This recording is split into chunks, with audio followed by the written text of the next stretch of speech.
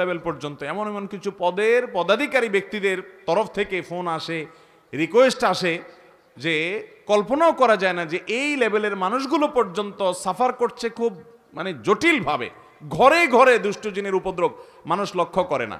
মনে রাখবেন, কিছু কিছু দুষ্টজিনের উপদ্রব আছে আপনি খেয়ালও করেন না। যেমন কথার কথা, বাসায় বাচ্চা কাচ্চা অস্বাভাবিক দুষ্টামি করে, মানে সীমাহীন, মানে কোনো স্বাভাবিক কিছু না। বুঝবেন দুষ্টজিনের ভয়ঙ্কর প্রভাব ওর উপরে পড়ছে। এবং অনেক রোগ আছে কিছু লোকের, দেখবেন যে এই রোগগুলোর কোনো ট্রিটমেন্ট করে কিছু হয় না, কোনো ডায়াগনোসিস হয় না, বহু চেক আপ টেস্ট ডাক্তাররা আন্দাজ অনুমান করে বিভিন্নভাবে ট্রিটমেন্ট করেন, চেষ্টা করেন, কিন্তু কোনোভাবে ভদ্রলোক ভদ্রমহিলা সুস্থ হয় না। এরকম বহু রোগী দেখেছি আমি যে কোনোভাবে সুস্থ হয় না। এগুলোর বেশিরভাগ ব্ল্যাক ম্যাজিক এবং দুষ্টজিনের রোগী। ঘরে ঘরে আমাকে সাথে সাথে জিজ্ঞেস করলেন ওনারা, মুফতি সাইফুল ইসলাম ভাই এবং আমাদের তানভীর ভাই ওনারা আছে, ওনারা জিজ্ঞেস করলেন যে ভাই এটা কেন হয়। আমি বললাম কেন হয়, জিন, দুষ্টজিন অর্থাৎ শয়তান, শয়তান তার উপযোগী জায়গায় পাইলে সে সেখানে খুঁটি গাড়ে। আমাদের বাসা বাড়িগুলোতে হারাম এই পরিমাণ হয়, আপনি ইউটিউবে ওয়াজ শুনতে যান, শুরুতে আগে পান্ডা অ্যাডভার্টাইজ দিয়ে নিবে, এরপর আরও বিভিন্ন অ্যাডভার্টাইজ আসবে এবং মিউজিক আসবে, এগুলা চলবে। এই মিউজিক যেখানে থাকে সেখানে শয়তান আসবেই, আপনি এটা নিয়ন্ত্রণ করতে হবে। আপনার বাসায় বিভিন্ন প্রাণীর ছবি টাঙিয়ে রাখবেন, এখানে শয়তান আসবেই, রহমতের ফেরেশতা ঢুকেন, হাদিসে বলা আছে, এখানে আপনার এই অবস্থা হবে। ঘরে ঘরে মানুষ এটা ফিল করছে না, বহু মানুষ হাহাকার করছে। আমরা রাকির নাম্বার দিয়ে রাকিদেরকে রেফার করে কুলাতে পারছি না, এই পরিমাণ মানুষ আক্রান্ত। বাঁচবেন কিভাবে আমি সব জায়গায় বলার চেষ্টা করি ভাইরা আমার। নাম্বার 1, গুনাহমুক্ত বাসা করেন, বাসা বাড়িতে গুনাহ করবেন না, এগুলো থেকে বাঁচান বাসা বাড়িকে। সবচেয়ে বড় কারণ হলো, দ্বিতীয় নাম্বার যেটা বলবো সেটা হলো, আজ কোরআন তেলাওয়াত আমাদের বাসা থেকে উঠে গেছে। আমরা এখন বড় জোর ইউটিউবে একটু তেলাওয়াত চালাই দেই। আল্লাহর কসম করে বলছি, যেই বাসায় কোরআন তেলাওয়াত নিয়মিত হয়, আওয়াজ করে শব্দ করে, ওই বাসায় ব্ল্যাক ম্যাজিক দুষ্টজিন থাকতে পারে না। আপনি যদি মিরাকল দেখতে চান ভাইরা আমার, আমি বুকে হাত রেখে বলতে পারি, আপনি আল্লাহর কুদরত যদি দেখতে চান সরাসরি, দুষ্টজিনের উপদ্রব আছে যে বাসায়, সে বাসায় আপনি সূরা বাকারার তেলাওয়াত চালু করে দেন, জোরে জোরে তেলাওয়াত করেন, নিজে না পারলে অডিও চালু করে দেন। আমি নিজের চোখে বহুবার দেখেছি যে অস্বাভাবিক আচরণ বাচ্চাদের, এটা সেটা, রুকিয়া চলছে, তেলাওয়াত চলছে, ভালো হয়ে গেছে। আমার পরিচিত এক বোন আছেন, বোন বলতে আমার আপন বোন না, দুঃসম্পর্কীয়, উনি আমেরিকাতে থাকেন, অনেক বড় ব্যবসায়ী। ওনার বাসায় ভয়ঙ্কর অবস্থা, মেয়েরা কোরআন তেলাওয়াত চালাইলে পাগলের মতো হয়ে যায়, কোনোভাবে সহ্য করতে পারে না, বলে যে বন্ধ করো এটা যেভাবেই হোক। এবং হাজার হাজার কোটি টাকার মালিক ওনারা, বাফেলোতে আমেরিকাতে থাকেন।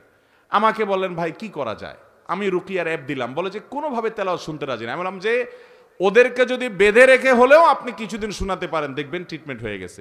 আমাকে গত সপ্তাহ না তার আগের সপ্তাহ যেন কয়েকদিন আগে আমাকে জানালেন যে ভাই আপনি না দেখলে বিশ্বাস করবেন না যে আমার মেয়েরা এখন এতটা স্বাভাবিক হয়ে গেছে যে কোরআন তেলাওয়াত শোনা ছাড়া এখন আরও ঠিক থাকতে পারে না, কিন্তু প্রথম সহ্য করতে পারতো না।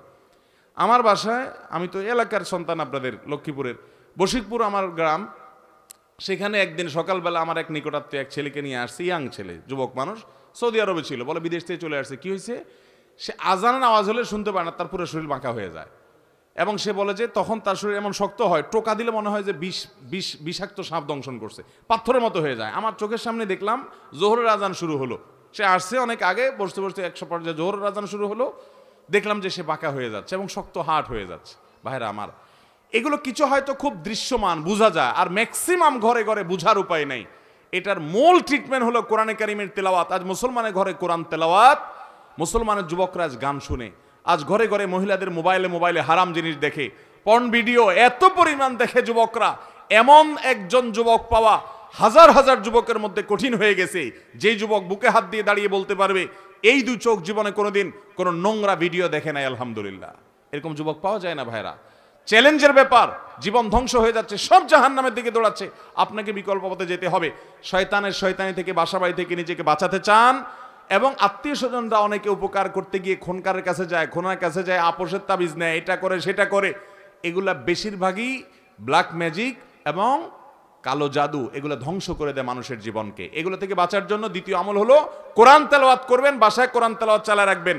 নাম্বার 3, আপনাকে তৃতীয় যে আমল করতে হবে, আমি সবসময় বলি বাসায় ঢুকতে বিসমিল্লাহ বলে ঢুকবেন, বাইরে হতে বিসমিল্লাহ বল। বিসমিল্লাহ বলা ছাড়া বাচ্চাদেরকেও ঢুকতে দিবেন না, কাজের লোককেও ঢুকতে দিবেন না। ঢুকলে আবার বাইর হওয়া বিসমিল্লাহ পড়ে আবার বিসমিল্লাহ পড়ে ঢুকো। হাদিসে আসছে কেউ বাসায় পড়তে বিসমিল্লাহ পড়ে ঢুকলে তার সাথে শয়তান ঢুকতে পারে না, প্রত্যেকের সাথে শয়তান থাকে, ওইটা ঢুকতে পারে না। আর যদি বিসমিল্লাহ ছাড়া ঢুকে তাহলে শয়তানের সাথে সাথে ঢুকে পড়ে। খাওয়ার সময় বিসমিল্লাহ, সব কাজে বিসমিল্লাহ পড়বেন। এভাবে আরো বিভিন্ন আমলের মাধ্যমে এই উপদ্রব থেকে বাঁচবেন। ব্ল্যাক ম্যাজিক থেকে বাঁচার জন্য সৌদি আরবের সাবেক গ্র্যান্ড মুফতি শেখ আব্দুল আজিজ বিন আব্দুল্লাহ বিন বাজ রাহিমাহুল্লাহ একটা চমৎকার আমল দিয়েছেন, সারা পৃথিবীতে রাখীদের কাছে জনপ্রিয় আমল। কিছু পানির মধ্যে কিছু বড়ই পাতা, নির্দিষ্ট কিছু সূরা পড়ে, এটা লম্বা প্রসেস আছে, এটা দিয়ে গোসল করলে নিয়মিত ব্ল্যাক ম্যাজিকের প্রভাব কেটে যায়। এবং এই আমলটাও আমি পরিচিত অনেককে দেখেছি করেছে। আমাদের এই যে আপনাদের নিশান ভাই, এই মাহফিলের আয়োজক তানভীর ভাই, ওনার ফ্যামিলিতে উনি নিয়মিত রুকিয়া করেন এবং উনি আমাকে বলছেন ভাই শরীরটা মনে হয় যে শরীরতে কিছু চলে গেছে, পাতলা হয়ে গেছে। এই জন্য কোরআন তেলাওয়াত করবেন তো ইনশাআল্লাহ, বাসা বাড়িতে কোরআন চালাবেন তো ইনশাআল্লাহ। আমি শপথ করে বলছি আল্লাহর কালামের মিরাকল যদি দেখতে চান তাহলে দুষ্টজনের উপদ্রব আছে এবং অস্বাভাবিক বাসা ভিতরে সমস্যা রোগবালাই আছে, ব্ল্যাক ম্যাজিক আছে। কোরআন তেলাওয়াত শুনতে থাকেন, একদিন দুই দিন না, অনবরত আপনি ফিল করবেন যে কিভাবে আল্লাহর কুদরত জাহির হয়, কিভাবে শয়তান পালায়। আল্লাহ আমাদেরকে বুঝার তৌফিক দান করুন। আপন ভাই বোন কেউ যদি গুনার কাজ করে তাকে সেটা বলার মতো অবস্থা না থাকলে তার সাথে দূরত্ব বজায় রেখে চললে গুনাহ হবে কিনা। ভাই বেরাদার যদি গুনার কাজ করে, পাপের কাজ করে, অপরাধ করে, সংশোধন করবেন, বুঝাবেন, কিন্তু না বুঝানোর কোনো বাও নাই, কথা শুনে না, বলার মতো নাই। অনেক সময় বড় ভাই হয় বলার মতো থাকে না, বা ছোট ভাই হয়, তখন আপনি অভিমান করতে পারেন। অভিমান কি? যে তার সাথে আমি কথা বলবো না, দূরে থাকবো, তাকে বোঝানোর জন্য যে আমি তোমার উপরে অসন্তুষ্ট, এটা আপনি করতে পারেন। কিন্তু তাকে চিরকালের জন্য ত্যাগ করবেন, তার সাথে সম্পর্ক ছিন্ন করবেন, এই সুযোগ নাই। সে খারাপ হলেও এই সুযোগ নাই যে আপনি তাকে সম্পূর্ণ সম্পর্ক ছিন্ন করবেন। হ্যাঁ, সংশোধনের জন্য করতে পারেন। সব আলেম বলে যে আমরা হকের পাশে আছি, তোমরা আমাদের সাথে থাকো, তাহলে আমরা কার পাশে থাকবো? ভাইরা আমার, নবী করিম সাল্লাল্লাহু আলাইহি সাল্লাম দুইটা কোষ্টি পাথর দিয়ে গেছেন, মা আনা আলাইহি ওয়া আসহাবি, আমি যে আদর্শের উপর আছি এবং সাহাবায়ে কেরাম জামাআতুস সাহাবা তারা মৌলিকভাবে যে আদর্শের উপর আছেন সেটি, এটার উপর যারা প্রতিষ্ঠিত তারা কিয়ামতের ময়দানে নাজাত প্রাপ্ত দল। আর সেই সাথে নবীজি বলে গেছেন তারাকতু ফিকুম আমরাইন, আমি তোমাদের মধ্যে দুইটা জিনিস রেখে গেলাম, কিতাব আল্লাহি ওয়া সুন্নাত রাসূলিহি, আল্লাহর কোরআন এবং রাসূলের সুন্নাত, লান তাদিল্লু মা তামাসসাকতুম বিহিমা, এগুলো যদি তোমরা আঁকড়ে ধরো কোনো দিন তোমাদের কেউ গোমরাহ করতে, পথহারা করতে পারবে। এই জন্য ওই মূলনীতি আপনি ধরে রাখবেন। যে সমস্ত উলামায়ে কেরামের কথা শুনবেন এগুলো গ্রহণ করবেন, ইনশাআল্লাহ আল্লাহ তাআলা হকের উপরে রাখবেন। এগুলো গ্রহণ না করলে আপনি হকের উপরে প্রতিষ্ঠিত থাকতে পারবেন। অতএব ব্যক্তি নয়, বরং কোরআন সুন্নাহর অনুসরণ করবেন।